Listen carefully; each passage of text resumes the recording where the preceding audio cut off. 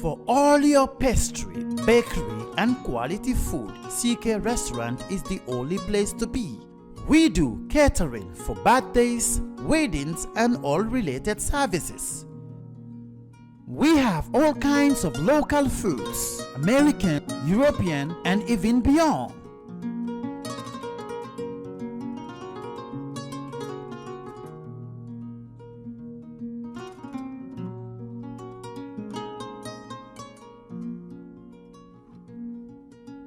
Come and have a taste of our local juice, ebe and other services.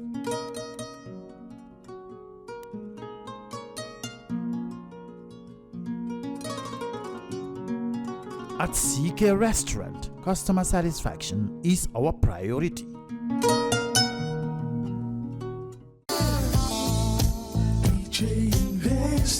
Are you thinking of owning your dream homes? EJ Investment is here for you. Secure our quality bungalows with 2, 3 or 4 bedrooms, or our story buildings 3 or 4 to 5 bedrooms at very affordable prices with flexible payment plans at our Sanyang Seaview Estate, where you can enjoy the cool breeze with modern infrastructure such as tar roads, covered drainage system, modern electrification with street lights, gated entrance with security posts, and social amenities such as gas station, shopping mall, medical clinic, park, schools, children daycare, and a lot more. Our dedicated team of professionals will keep the estate clean at all times, provide security and patrol team within the estate premises, install latest technologies such as CCTV, Wi-Fi, home network installation, solar panel, and power backup system.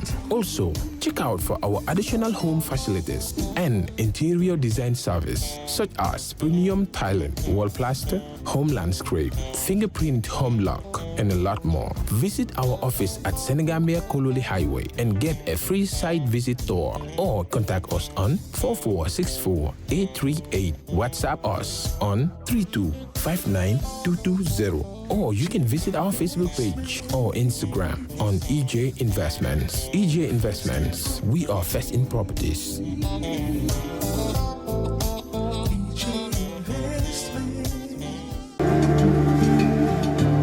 Islamic microfinance is becoming an increasingly popular mechanism for poverty alleviation, especially for developing countries around the world. This microfinance service adheres to the principles of Islam as a form of social responsibility. Yona Islamic Microfinance is the Islamic microfinance of choice in the Gambia, trustworthy and reliable. At Yona Islamic Microfinance, we provide savings products, current accounts, financing products in conformity with Islam. In addition, Yona Islamic Microfinance also offers local and international remittances, takaful fund, management of zakat, management of awqaf, trading and investment, and building of strategic partnerships to bring financial services to the doorstep of the poor with donor projects, madrasas, youth organizations, women groups, and farmer organizations. Make a choice with Yona Islamic Microfinance today. For more information on Yona Islamic Microfinance, call 377-2151 or 9832-151, or visit Yona head office at Dibba Garage, Bakote, or visit any Yona branch located countrywide near you.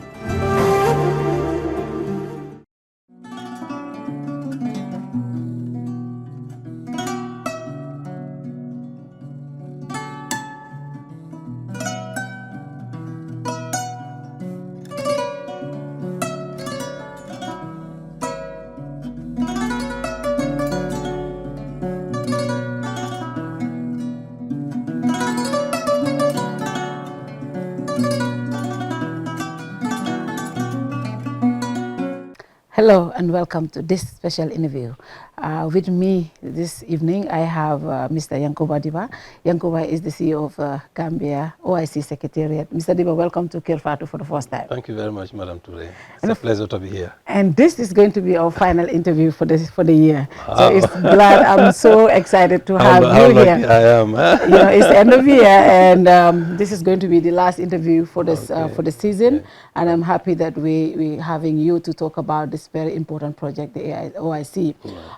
We were supposed to host it, and we deferred it. Absolutely. And what is the level of preparedness? Where are we right now? Thank you very much, Madam, for having me. And it's a pleasure on behalf of the Secretariat, my board of directors, to be here. And to be one of your last hosts. Actually, the last one, huh? How exciting is that? In this very eventful year. Yeah. 2021 has been a very eventful year in the whole of the world. Maybe I should start by giving you a background to the Secretariat, Yeah, sure. the rationale for setting it up. The Secretariat was set up in 2018. Precisely, we started in April of 2018. Yeah. We registered under the Companies Act as a society under the Office of the President. We have a governing board of directors, and which is chaired by the President, co-chaired by the Vice President, and has all the different ministries whose roles are relevant to infrastructure, governance and security, tourism, and so on and so forth. We also have a management team, of course, which I am head of, and we have specialized sections like the brand and communication, the finance, the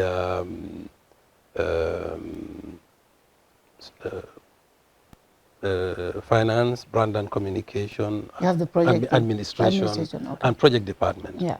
You are right. So our main task really is to mobilize needed resources to ensure that the Gambia successfully hosts the OIC Summit of Heads of State, which was initially planned for 2019, but as you are aware, due to several reasons, one of which was our state of preparedness, it had to be shifted to 2022. So currently, at the outset, we had set up certain priorities. We call them our strategic goals in terms of the projects that we want to see implemented prior to the conference summit. One of them really is a big overarching consideration was that the Gambia has a lot of infrastructure deficits. And in order to host such a summit, which is the second largest in the world after the United Nations, one needs to really have minimum standards of infrastructure and facilities to be able to accommodate the kind of guests that one is expecting. We are expecting 57 heads of states and governments. So we set out at the beginning to identify key priority areas, one of which really has to do with accommodation. So we thought, okay, Gambia has quite a number of hotels, but it is important to have a 5-star branded hotel. Unfortunately, as at now, Gambia doesn't have any branded 5-star hotel. Another strategic project that we identified was really at the port of entry, we would like to have a fit-for-purpose VVIP, where we can formally receive our guests at the airport. You know, the current or the immediate, recently we knocked it down, but the facility we had there is almost 3 decades or more old. So it's no longer fit for purpose. So that's one in over 11,000 vehicles ply from traffic light to Brusubi turntable daily. So the congestion is there for everybody to see. So the idea of really improving access was also very paramount. So we came up with an idea to improve the battle hardening and expand it to a 6-lane dual carriageway, 3 each. Wow. So that's one of our projects. The other project we thought about was also every Gambian, really, everybody knows this situation with regards to energy, Yes. electricity and water. Yes. And if you are expanding infrastructure, you are correspondingly also expanding the needs, and we all know about the rural-urban drift. We know the new residential areas springing up around here. So the demand on water and electricity is ever growing. So we thought about, okay, why don't we also try and assist NAWEC in terms of enhancing their capacity to be able to produce adequate electricity supply. So we came to the conclusion that we needed to change their transformers and also the power cables, because we understand they generate quite a substantial amount of electricity. But most of it, 25% of it around that, is lost in transmission. So that's one of our goals also and our projects. Water is another key area. We also thought that we should assist NAWEC in strengthening their capacity to produce more water and to also distribute. So we are putting up a water treatment facility. We are digging almost 13 new boreholes. And when this is complete, we should be able to, NAWEC should be able to pump 250,000 liters of water per hour, which works out to about 2,000 liters per minute. So that's one of our projects too. We also thought you may have all the nice infrastructure in place, but then the environment needs to be perceived as safe for certain category of people to visit. Okay. So security also is one of our key areas of consideration. We also thought, okay, we needed to have a conference facility. Apparently, I think that's one area in which we are very lucky. Yeah. We've already, the government has already got a grant of $50 million from China, and currently we have a state-of-the-art conference center, which is already operational, and it's being managed by the OIC Secretariat. We are proud to say it's the biggest so far in the sub-region, and it's fit for the purpose that we intended it for. So at the moment, almost all our projects have had funding, and they are at different stages of implementation. Some are, you can see Battle Harding is already, it's a $71 million project, and it's already started. All the funding is available. Yeah. The NAWEC water and electricity is $32 million, and we've already done the tender for electricity. It's just a question of now going through the evaluation stage and getting the right companies to begin work. Our water project has also been advertised, and the tenders have been advertised. We are in the process of now recruiting contractors to undertake the project. I forgot one important component of the roads component, which is the 50-kilometer. I talked about the congestion on Battle Harding. Yeah. But there is no point in just working on Battle Harding without having plans to decongest it. Decongested, yeah. Yeah, so in terms of decongesting Battle Harding, we came up, of course, we are doing all this in collaboration with, with our partners. Yeah. So we came up with this 50-kilometer roads, which is $50 million US. That has already started and is in high gear. We've selected strategically 20 roads around the KMC, they call it now what? Yes, KMC and West Coast region, to help decongest the main highway, which is the Battle Harding. But my thing is the timeline here. Right. All of these projects, apart from the conference center, which is operational, like I said, you said it's one of the best in the sub-region. Right. What else is near completion? Are we able to meet the timeline of the OIC summit itself? This is the question most people ask. Yeah. Meeting timeline is relative. The OIC summits are held every 36 months, that is every 3 years. Yeah. From 2019 to date, mid next year would be the 36th month from the last one that was held. Okay. In terms of that timeline, I can say with certainty that the projects will not finish. They will not finish. Yes. Okay. But one thing we at the Secretariat that we would like Gambians to understand is that, yes, the summit might be the focal reason for starting all this. Yeah. But the summit in itself lasts a couple of days, at most 1 week. Yeah. And subsequently, maybe once the summit is successfully held, then the president assumes the presidency for the following 3 years. Yeah. But as it happened in other countries, this summit for a country like ours is relevant in the sense that it will leverage our development process. Our vision is really to move Gambia from being just a tourist destination coming for sea, sun, and sign. We want to put Gambia on another level, and that is we want Gambia to be a hub for conferences and investments. Yeah.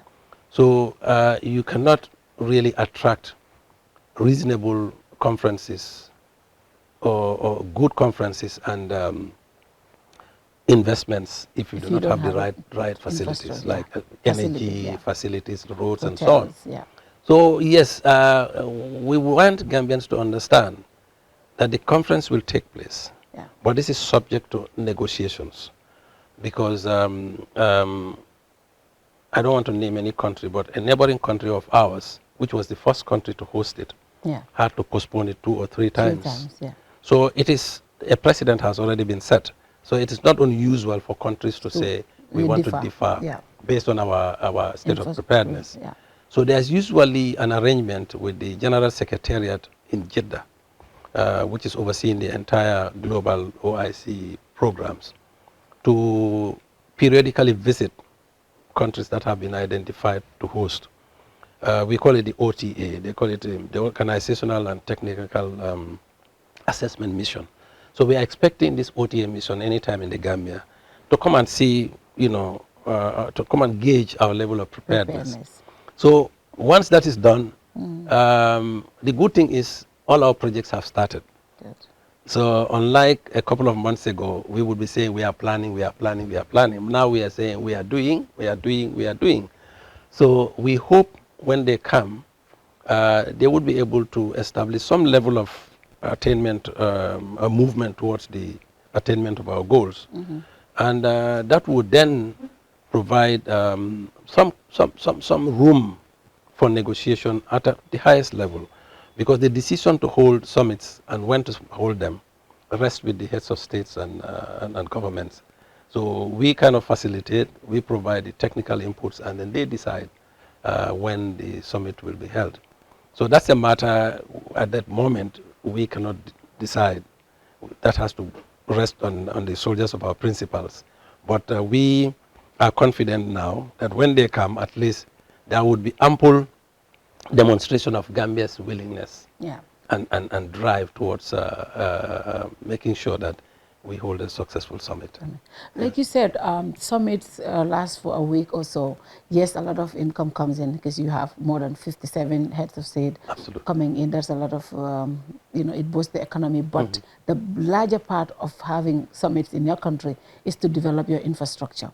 We have seen what happened in Senegal. The OIC summit changed the entire landscape of that country, and today they can boast of having the most developed roads and infrastructure in Senegal. How much are we able to leverage this summit to apart from, I know we have, even having the Batin Hardin highway is something. Right. In a day like today, it takes you hours to just get home from Westfield or Banjul. But what do you think these developments, this infrastructural development will do for our country, especially getting all these new roads coming in, hotels, and developing the water and sewage, of course, and the electricity. But most importantly, is there other projects that we are still looking forward to make sure we get the country in a different light when the summit is over? Because definitely that's what we see in Senegal. It's amazing what happens in Senegal. It's the same vision we have for this country, and but we have to do it in stages. But in realizing our vision, We approach it through stages, but the roadmap is clear. What we want to see is we are seeing well beyond the summit, maybe a decade or even 2 decades and even beyond. Because most of the facilities we are putting in place, if you look at the average lifespan, it's not in less than 25 years in terms of the roads. In terms of also improving water and electricity, you are contributing immensely towards investor confidence, because once you have reliable and reliable supply of electricity and affordable supply of electricity, investors are encouraged to invest. And of course, the more investments we have in this country, the more we can create jobs. If you look at the country's population, a large part of, perhaps very nearly 3/4 of our population are youthful. And currently, most of them are getting educated, but job openings are not quite many. I give you an example how some of these our projects can impact, especially the young people. Yeah. Our road, 50-kilometer road construction is just beginning. And where we divided into 2 lots. Lot 1 is handled by a joint venture, and then another lot 2 is handled by another joint venture of 3 companies.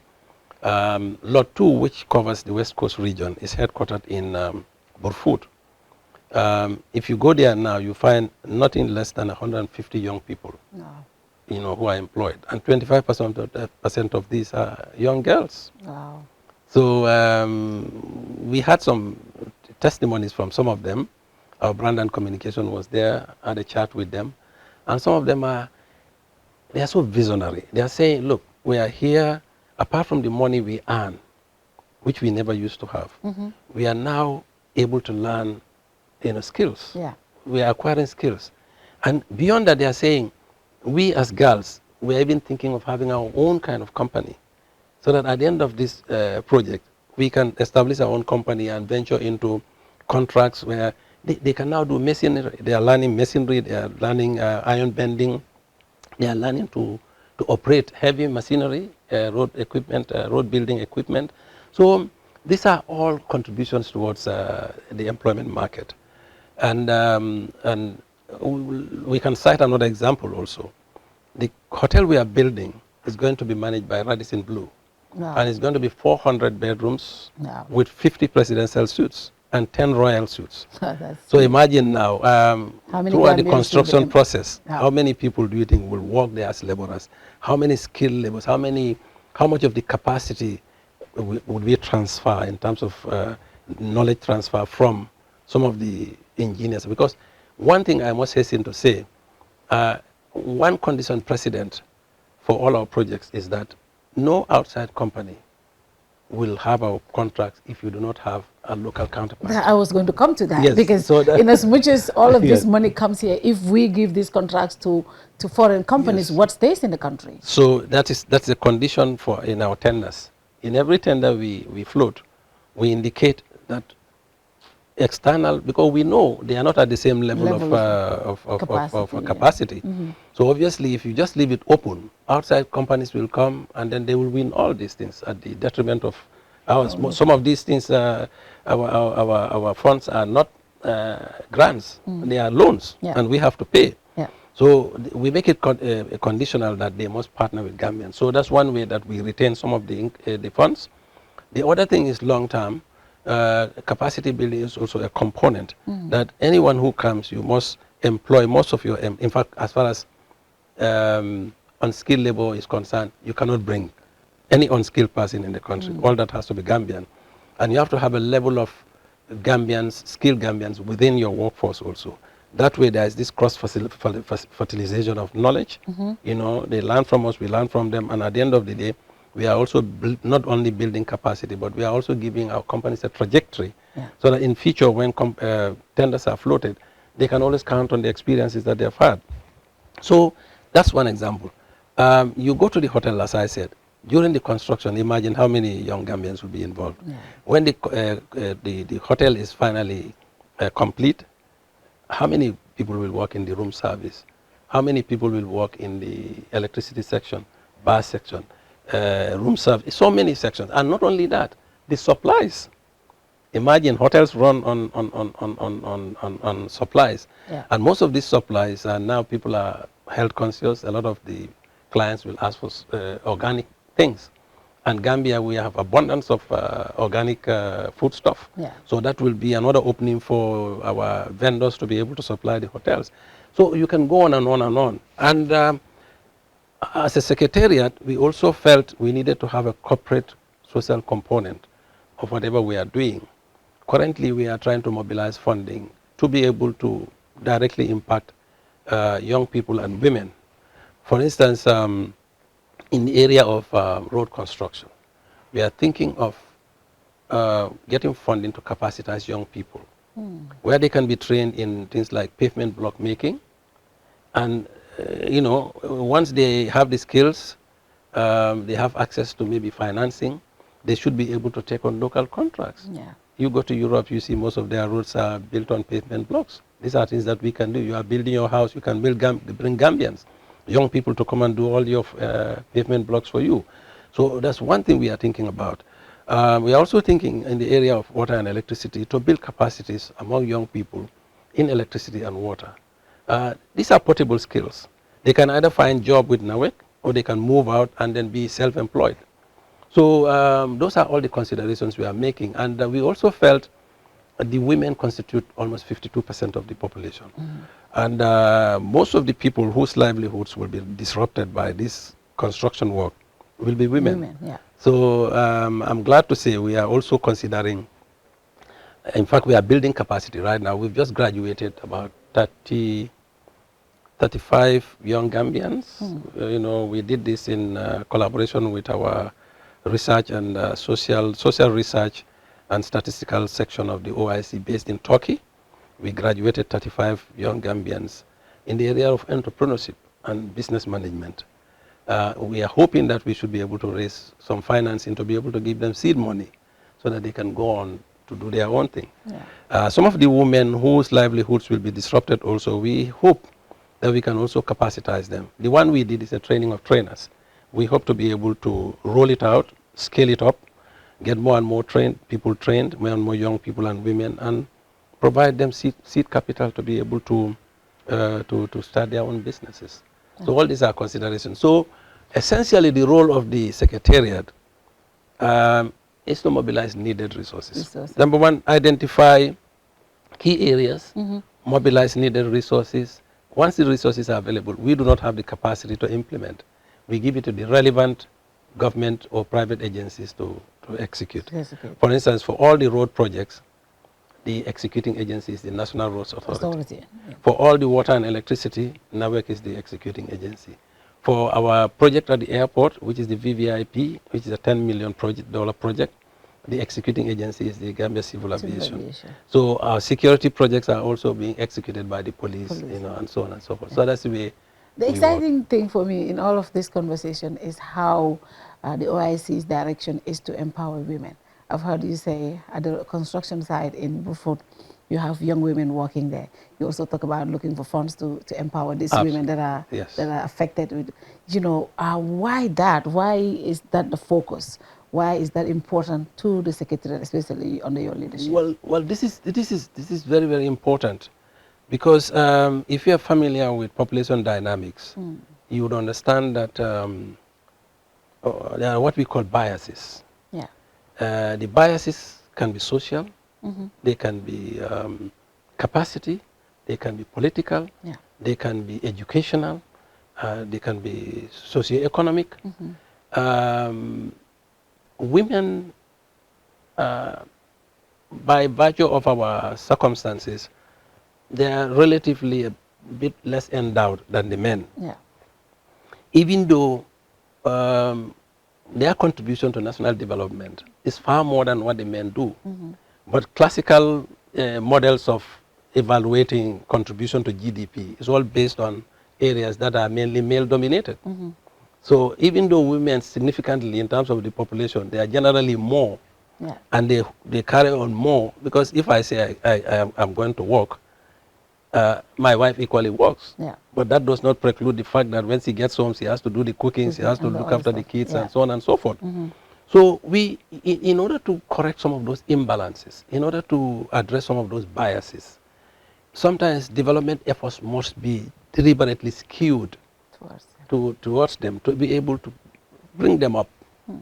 The whole idea is not equality, but it's equity. Equity. You know, so they needed to be given their fair share of the development cake. And the only way you can do that, in our modest way, Yeah. as a secretariat, we want to be able to at least focus on a certain number of women, which we can say we have impacted their lives during this process.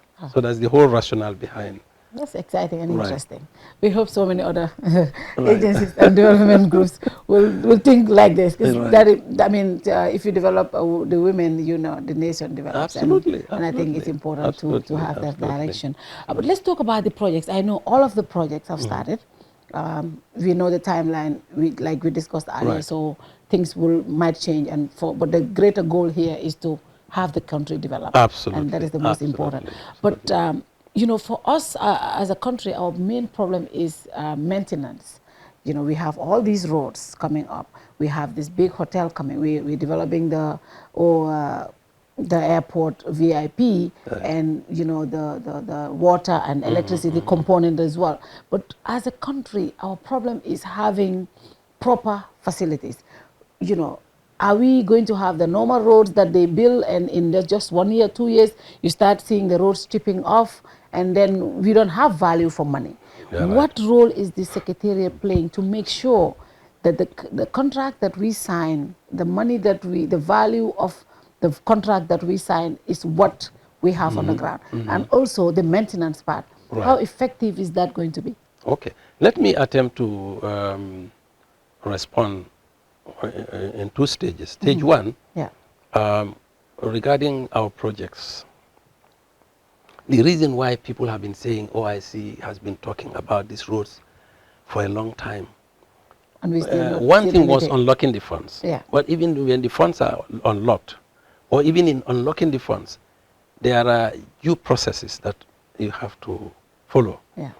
And part of those due processes really include setting certain parameters.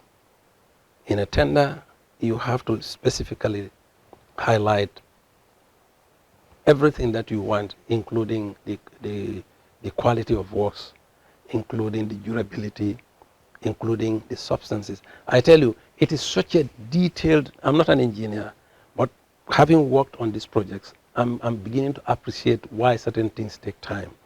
Because for instance, let me use the battle hardening. You know, apart from the fact that it has to be carefully planned, Yeah. we also have to make sure that, like you said, there's value for money. So it goes down from the big things that we see in terms of all the bulldozers to the minute details of what kind of lamp would be on the streets, what kind of pole, what kind of sand. Even the road construction goes through a lot of process. All these contractors have to set up laboratories, and there is quality control. And between the client, which is government, and the contractors, we have what is called the consultants. The consultants are there, they are our eyes, they are our ears. They have to be there from the specifics of the tender to actualization. They have to say, well, you won this tender, you said you'll do A, B, C, D. At every stage, they would have to check whether there is compliance. So it's a meticulous process that is going to ensure that we get quality and value for money at the end of the day.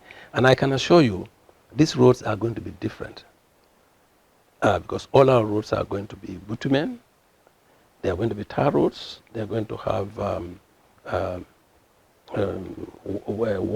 walkways, they are going to have drainage, and they're going to have street lighting. So quality, I can assure you, will be ensured. Okay, and the NRA also, I know they have within their structures, which I am sure, from time to time they try to improve. There is also quality assurance in terms of maintenance and so on and so forth.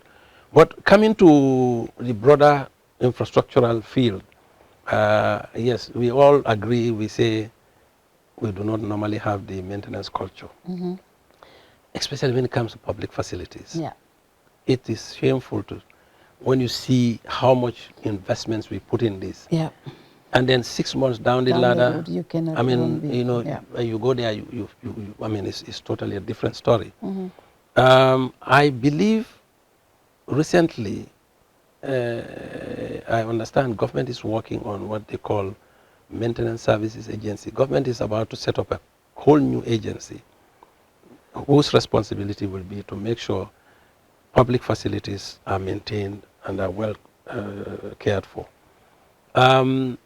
As far as we are concerned, just yesterday, my board met, and one of the key issues that we discussed was how do we keep the ICC, the International Sadara Karabaya Jawara International Conference Center, fit for purpose now against the summit.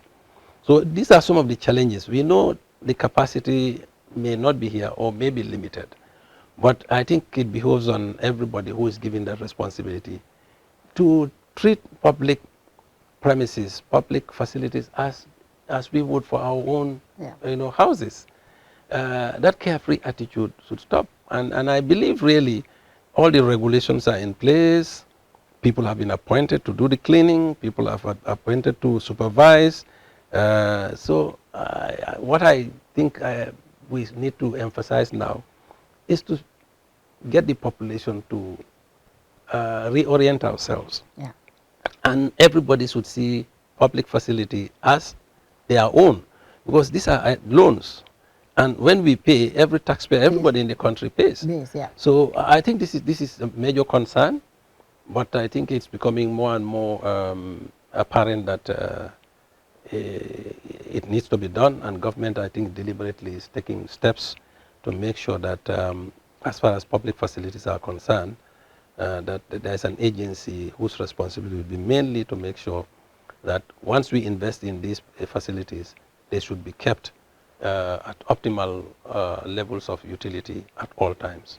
Finally, building a 6-carriageway, Right. you're going to have to encourage on so many people on the roads. Absolutely. I know that has been a big challenge. Indeed. A lot of sensitization have been done about that. How is that going along? Is everything, sorted? And how, because Madam, I've seen a lot of beautiful houses along this road. I don't know how you guys are just going to do that. But development comes with that absolutely, as well. Absolutely. And one thing I must say, we have to really commend Gambians. Yeah. Honestly, my colleagues will confirm this. Our expectations, I mean, their comportment, their acceptance, the degree of support and encouragement is beyond our wildest dream. Wow. Everybody, even those whose properties have been affected, have taken this in good faith, and they say, once it is for the common good, we will oblige. Wow. Not a single incident took place. And we assured them, those whose properties, those who are legally in the places where they should be and their properties are affected, obviously government has a compensation package. In fact, during the end of the last quarter of this year, government had set aside a certain amount, to compensate those people whose properties will be affected. But as I said, the people are not really raising that as an issue. They have taken this thing in good faith, and everybody is just getting the work go on, and then knowing very well that at some point they'll be compensated. We have done studies because this is an intersectoral kind of thing, and those areas under the Ministry of Works and Local Government, namely physical planning, NRA, and so on, have done due diligence. They've taken into consideration the requirement for the roads. Those properties that have been affected have been identified, and there's a process. You do not just go and demolish. Yeah. People have to be put on notice. They have to be told how far they've encroached, and so on and so forth, before demolition takes place. And we have been able to assess each and every property, the degree, the extent of encroachment, and evaluations have been done. And we know, we have an idea how much compensation each of them would receive. So I must commend Gambians, and I thank the community really for seeing this as their own project, and for coming along with us all the way. So we are very grateful to especially those whose properties have been affected. I mean, in the next couple of years, 1 or 2 years, we should be looking at a beautiful Battle Harding highway. Absolutely, absolutely. In fact, in the next, Battle Harding should be completed from Yundum Airport to Sting Corner. It's 24 months. 24, okay. Yeah, but we have divided into 2 stages. Stage 1 will be 14 months, which is from the airport junction to Senegambia. Okay. That will cover the conference area. And then the 10 kilometers from traffic light from Senegambia to Sting Corner. But I guess the contractors are so diligent. Perhaps they would be able to even attain this within under 24 months. Wow. They are moving very, very fast. And the only thing that people may have seen that after the cleanup, there's a bit of a delay. Because another major important factor is that this road, Battle Harding Highway, from the center line, 40 meters on either side has to be cleared. And we now are at a stage where we are relocating. In the next couple of weeks, you will see companies will come and relocate all the poles, existing poles, existing water pipes, and so on. So again, there will be some kind of disruption. And we appeal to the public to be patient with NAWEC, to be patient with GAMTEL, to be patient with NRA. These are temporary inconveniences, but as soon as those are relocated, the road construction will go in full force, and they will have new pipes, new electricity lines, and everything. So at the end of the day, it will be worth the trouble. Wow, this is exciting. I can't wait. So exciting. And finally, government. I know this project is headed by the president himself. Right. I'm sure they're very excited because every president wants to launch something huge like this. How involved is the government in all of this that you're doing? Wow, I tell you, number one, the entire OIC portfolio of projects fits very well into the National Development Plan. So in a way, it is really alleviating a lot of the resource constraints that the NDP envisaged. But to really demonstrate how committed government is, like I said, the OIC Secretariat, which spearheads all this, is situated right under the office of the president. And nobody chairs the board other than himself. So, and is co-chaired by his vice president. So we have 7 cabinet ministers on the board, and we have the Secretary General and Head of Civil Service and the Secretary to Cabinet. These are my board members. So it's the most powerful board, if you like. It's the most powerful board, yes. Yes, after the cabinet, I think after the cabinet, OIC board is the most powerful board. And every principal on that board takes this thing very seriously. And I must commend, I cannot end this interview without commending a host of stakeholders we have. As I told you, we as a secretariat, our mandate is really to mobilize the resources. But the implementation, the execution, and supervision is the businesses of all these other stakeholders. Our main stakeholders in this, of course, apart from the Office of the President, is the Ministry of Works, Ministry of Foreign Affairs, Ministry of Finance, of course. These are major partners.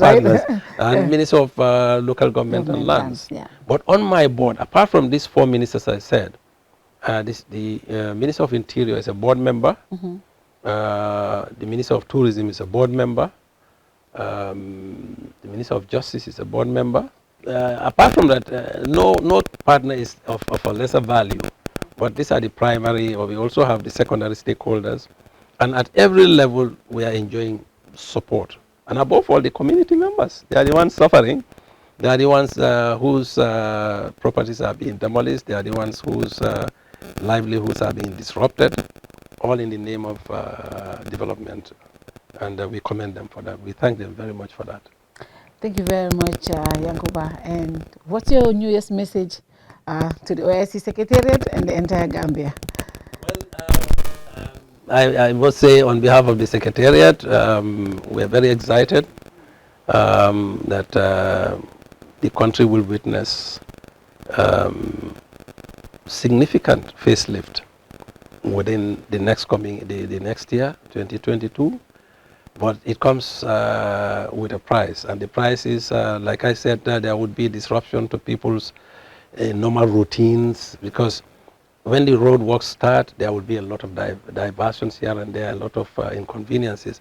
But my simple message on behalf of the Secretariat is for Gambians to continue to give us the support that they have already started giving us, and for us to continue to pray for each other, so that we are able to also mobilize more resources to be able to achieve all the aims and objectives of our roadmap. Thank you very much, Mr. Dibba. That was exciting, and we thank you and the entire Secretariat for the wonderful job you're doing. And to our partners who have been with us for the past 24 months, for the past 12 months, we want to say thank you. Happy New Year in advance to you all. We wish 2022 to be more prosperous for all of you. To our sponsors, we want to thank you all: Gamtel, Gamcel, Civil Aviation, GIA, NAWEC, GRA, EJ Investment, all of our sponsors, I can name Baluo, Hiona, all of you, thank you very much. And to the entire team of Kerr, we want to say thank you for your time. And to our viewers, because of all of you, the year has been very great for us at Kerr. Thank you very much for watching, and exciting more programs come your way in 2022. Good night to you all. Bye-bye. See you next year. Bye.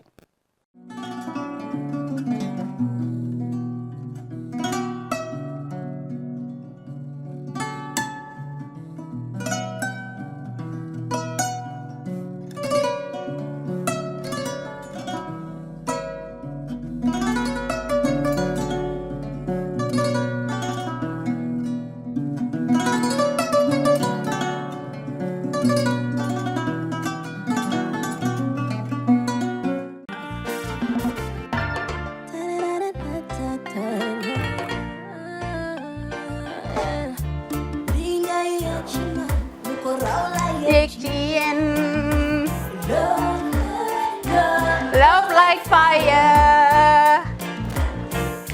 Wow.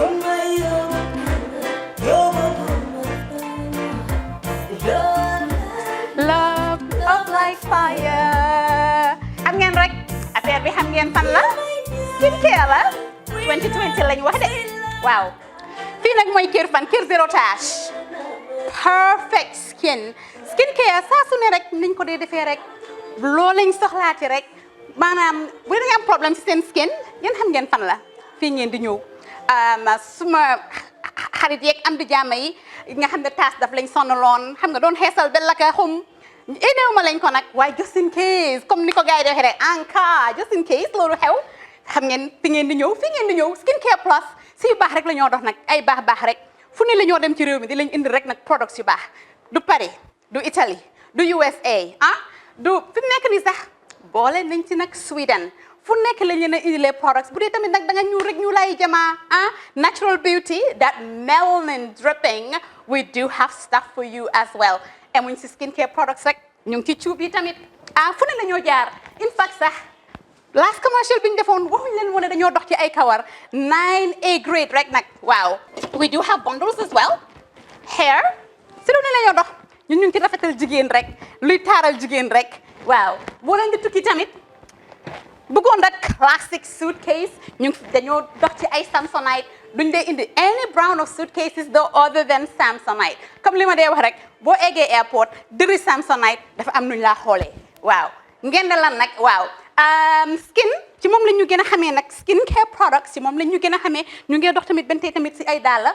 Waaye man nag skincare mooy suma specialty. Xam nga rek jigéen bu sa xar kanam réglé loo def mu jag. Am nañ Patricia Reiner, Kiwi Eye the whole range, Lighten Up Gold, Tomatine. I mean, the list can just go on and on and on and on. lépp loo xam ne rek luy taaral jigéen la ci yooyu rek la ñoo dox. Skincare Plus nag emuñ si Gambia rek ñu nga United States ñu ngi Gambia fii ba pare bu dee yaa ngi anywhere in Europe mun nañ la ko mail within 3 days rek ñetti fan rek nga jot say diw emuñ si loolu rek dañ laa consult tamit balaa ñu laa jaay diw dinañ def a free consultation pour wax la rek exactly li nga xam ne moo méngoo ak sa kanam dinañ leen wax tamit ne rek am nañ perfumes, you know, fragrances, men's shirts, accessories. We do dresses as well. We do blouses. I mean, we do shoes. Name it, we do them. Skincare Plus 2020 is our year of perfection. Zero task. Fi mu nekk nii réew mi fii kenn waratu fi task. Kenn waratu fi am problème kanam. Kenn waratu fi am problème picture.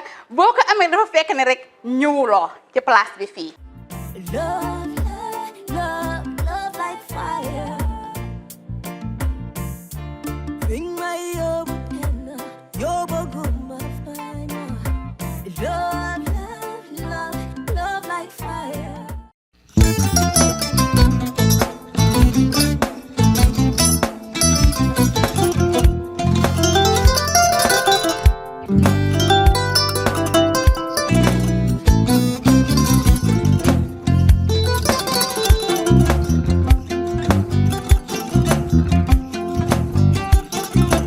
Agada.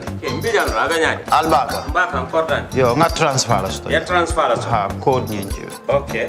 Korsa. Nsila ID soto. Ah, sa soto. Sorry. Agada. Mbijan bro. Albaka. Mbaka. Bara alla service o tariaka. mbare. Mo ki janna nun kunu bara tariaka. Jannom yona forest de bureau. Gambia tonkon na no mbali ya bere. Birim koyna fo kato. Bari si kodo kino kato ni fo bolong blabe to. 56 branches mola soto Gambia jam. Ha? Gambia kono ani Gambia bantala bankol. Nka kodo kiya bere to.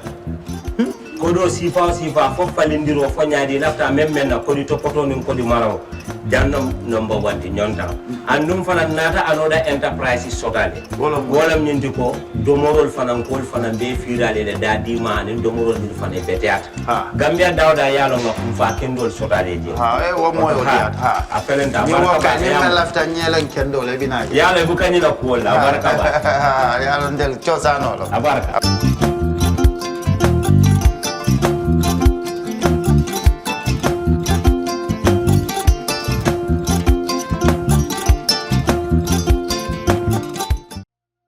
We live in a day and age where technology is creating a world without borders, filled with unlimited potential to improve the lives of the people around us.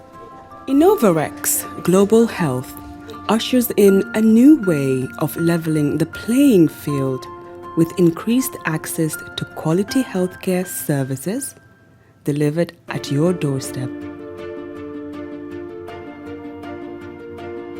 Our qualified professionals are equipped with state-of-the-art point-of-care testing technology to conduct tests such as kidney function, liver function, electrolyte tests, body composition, hemoglobin, A1C, and many more services with the highest efficiency in delivering results. The addition to our flagship Wellness on Wheels, more fondly known as WOW Delivery Service, brings the entire clinical experience full circle. IGH has remained committed to creating the future of healthcare delivery. Gone are the days of sending loved ones outside the country for basic medical services. Innovarex Global Health offers a new peace of mind and takes pride in delivering the quality of care we all deserve.